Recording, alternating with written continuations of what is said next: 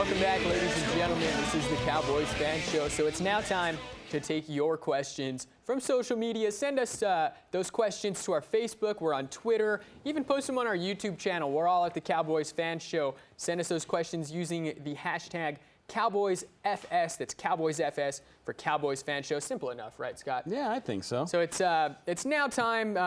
Let's jump right into the questions here, actually. From Xavier, our first question comes from, he wants to know, Scott, what's wrong with the offensive line? What's wrong with the offensive line?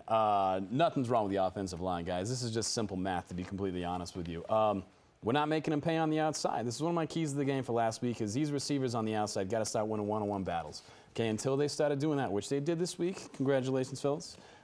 They're facing 8, 9 guys in the box. I mean, that means that you only got 2 defensive backs on the outside. They're putting everybody up against this offensive line. And why? Because it's the strength of our football team. I believe it's still the strength of our football team.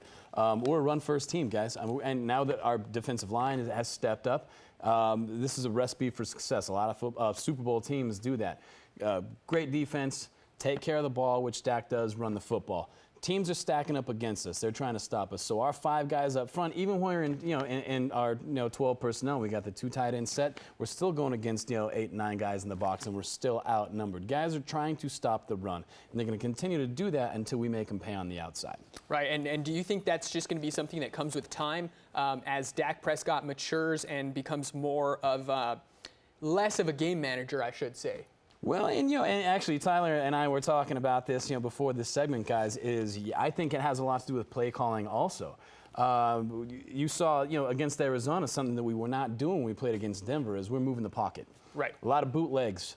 Dak making things happen with his legs. Even ran the touchdown. Yeah. I mean, completely faked everybody out to the inside. These defenses are selling to the middle. So what do?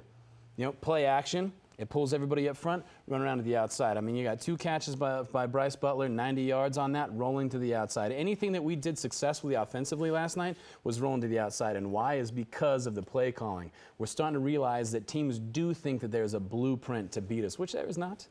And we're adjusting for that. So let's move on here to our next question. This one comes from Adrian. He wants to know, what is your take on the young secondary so far? My take on the young secondary is, I actually showed up for work this morning and I was talking a whole bunch of smack about how much I love Jordan Lewis. I think that Scandrick played phenomenal ball, and it doesn't show in the numbers. I mean, the statistics say that Larry Fitzgerald just had his way with us last night. But this guy is a Hall of Famer. Big, tall guy, strong hands, a lot taller than Scandrick. I mean, Scandrick's maybe 1 inch taller, or Carson Palmer throws that ball 1 inch lower. Scan probably actually comes away with a pick because he was in perfect position. Right. And they were doing it all night, safety over the top. I mean, you even saw on a lot of these catches, as soon as Fitz is grabbing it, there's a guy hitting him from, underneath, and there's a guy hitting a safety hitting him from over the top. So this is just Carson Palmer and Larry Fitzgerald playing good football. We look good, in my opinion. I love Jordan Lewis. Open field tackles, great coverage all night.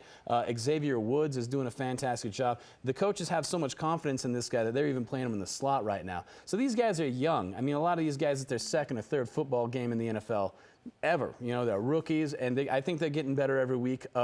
Same thing, play calling. We really helped these guys out when we started rushing 3, and we put more D-backs in the backfield to cover up for our mistakes and help out over the middle right there. So they're going to grow, and until they do, and this defensive line keeps playing the way that they do and helping these guys out, we're going to be able to cover for their mistakes anyway. So I'm not worried about it at all. Yeah, and I mean, if you look at the whole picture, these are, as you said, Scott, a bunch of guys that are playing their 2nd and 3rd games in the NFL. We've got a brand new secondary than what we had a year ago. Not even a year ago. Backtrack about 8, 9 months. Yeah. Right? at the end of last season, this is a brand new secondary, and the fact that they're all so young. Granted, as you said, Larry Fitzgerald kind of had his way against us, but that's kind of a given there.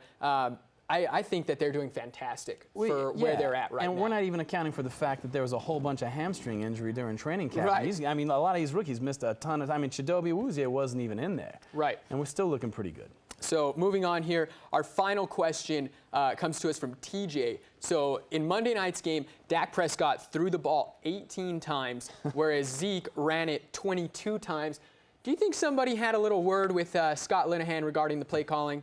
I don't know, like his conscience, maybe?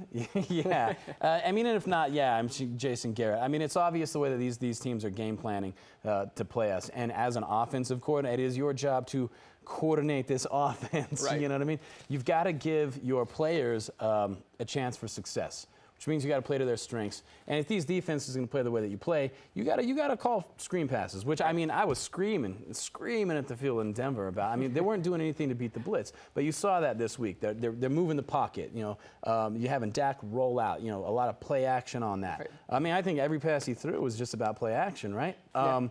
And so, yeah, did somebody talk to Scott Linehan? Hopefully Scott Linehan talked to Scott Linehan. But obviously, if these defenses are going to play us a specific way, we're going to have to make adjustments in this offense for that. You know, and looking at the Cowboys' offensive blueprint from last year, it kind of seemed as though, you know, we would see it pretty much every single week where the first half there would be maybe what, you know, 35, 45 rushing yards. Yeah. And then in that second half, as those big guys up front kept wearing down, you start seeing those 2- and 3-yard carries turn into 6, 7, Yes. 8, even 20-yard carries for Zeke. You know, Zeke's not getting the volume of touches that he was last year. Do you think this is something that they're maybe trying to help Dak grow as a quarterback? Is it what's going on here? Yes. And you touched on that. We've had conversations about it. Yeah, Tyler and I talk about football constantly. And we're both huge Cowboy fans, so we always have opinions, you know.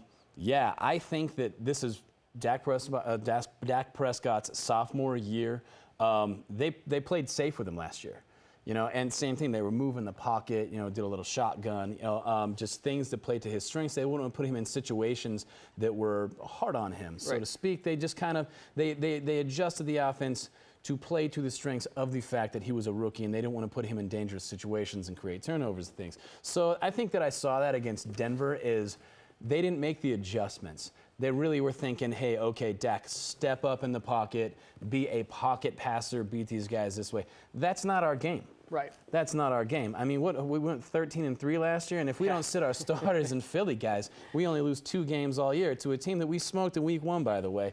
That is a recipe for success. I just think you don't mess with a good thing. I mean, if Dak can make these throws on the run, I mean, this guy's 240 pounds. Yeah. He can run. He can use his legs. We can move this pocket. The offensive line's still one of the best in football. I don't have any faith that Zeke has lost a step or this O-line's lost a step. I just think it's the way that people are playing us, and I do think that Dak has the ability to get outside, hit these throws. So why not play with that?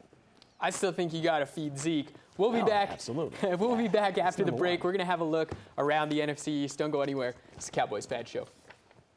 Let's go!